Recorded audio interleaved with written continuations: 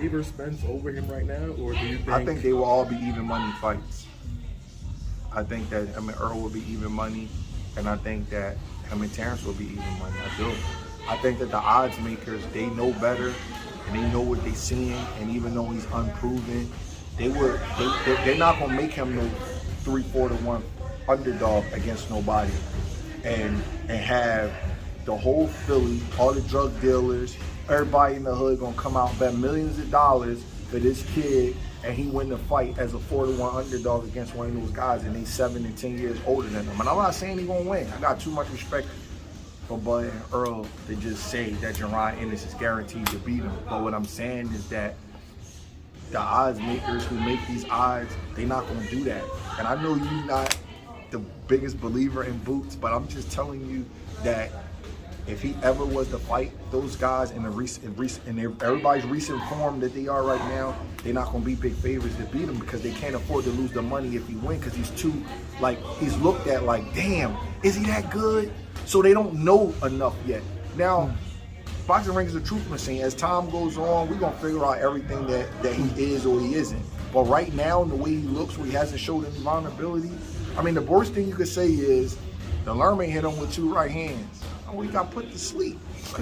That's the biggest thing you can say about him. Lippin has hit him with a shot. All right. I think the kid may have lost maybe like 2 rounds in his whole career.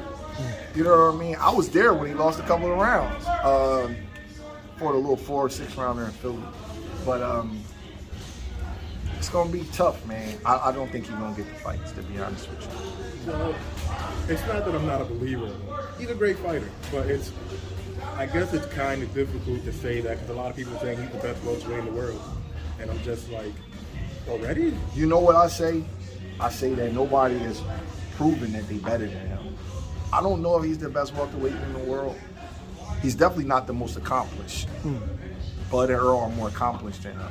But nobody's proven that he's not. Go beat the kid. Don't go beat the kid up and then prove that he's too young or he's not. He's saying he's the best. He's saying he wants to work, and won't nobody prove him wrong. You don't even consider a guy like Spence, who has the 3 belts and has fought most of the top guys. You don't think that he's proven that he's better than Boots right now? I think he's more accomplished than Boots. Better and more accomplished is 2 different things. Who can beat who and who did more is 2 different things. Errol is older, and he's had the opportunity to do more. There's not nobody that Errol beat that I could look at and be like, Boots can't beat him. You understand what I'm saying? So again, being more accomplished, that was like the Anthony Durrell, Caleb Plant thing when he fought, right? And Anthony was like, my resume is so much better. Well, you're older. You have an opportunity to do more. That don't mean you're better. It means you had an opportunity to do more. So you're a 2-time world champion. You got more things that you did because you had the opportunity to do more. That doesn't mean you're better. You understand what I'm saying? It's a little bit of a difference. It's a lot of guys that's done more than Jaron Ennis. I mean, people can actually beat him now.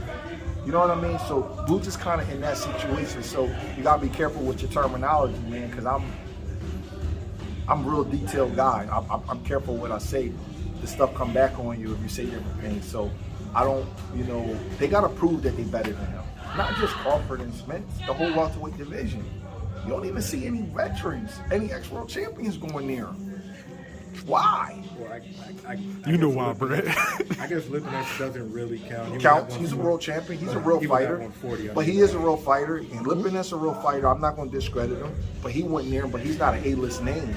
Well, see, nobody with no big names going near him. You know what their team is saying? We're not going to help catapult their career and let him piggyback off of us. When you that talented, the business side kicks in.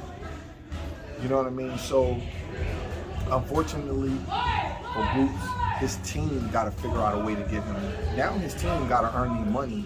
They got to figure out a way to turn him into the kind of star where he's worth these guys fighting. They got to put him in a position where he's the mandatory of all of the belts. They got to let him corner the market so people won't have an excuse not to fight him. His team has to work, man. They got to figure it out. They got to figure out a way to offer guys more money than what they normally would be making in order to fight him.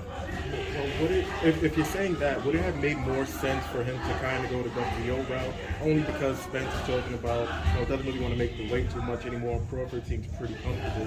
So would it have made more sense for him to go that route? I can't get into that because I don't know what the conversation was like with him and the sanctioning bodies. I don't know what him and his manager talked about with the sanctioning bodies. Maybe the WBO had their own ideas on who they wanted to be. Maybe he couldn't skip over them. When people say go a route, like you get ranked, when you first get ranked, it's a great feeling as a trainer and a boxer because you got to be ranked in the top 15 in order to get a title shot. So when you first get ranked, you're just happy that you almost there to get a title shot. It's not like you'd be like, oh, WBO, can you please rank me on IBF or WBC or WBA? You get what you can get. The kid's been a pro for what, 6-7 years now. He's getting what he can get. So the IBF right here in Jersey, they enforce their rules, so maybe that's what he was thinking about. I can't, you know what I'm saying? Like, I don't really know how that went down between each of the sanctioning bodies. And sometimes the other sanctioning bodies don't enforce mandatories. We've seen guys be #1 contenders for years and not get it. Boots is ready now. 25 is not too young. That's a myth that people put out there so they don't have to give young guys title shots. That's bullshit. In other eras, you was great when you was 25 already. Sure. Ray Leonard and Tommy for what was Ray it? Leonard was 25. Tommy was a month away from being 23.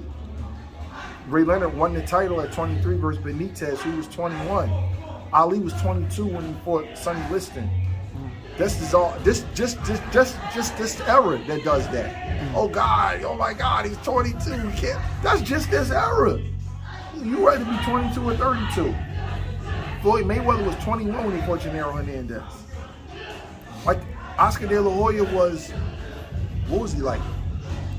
Oscar was 21 to 22. Yeah. Tito Trinidad was 20 when he won his world title. That's just stuff that they say in this era. That's not. Boots could have fought for a title 2-3 years ago, man. I'm telling you, he could have fought for a title 2-3 years ago. That's stuff that they say now to slow guys down, man.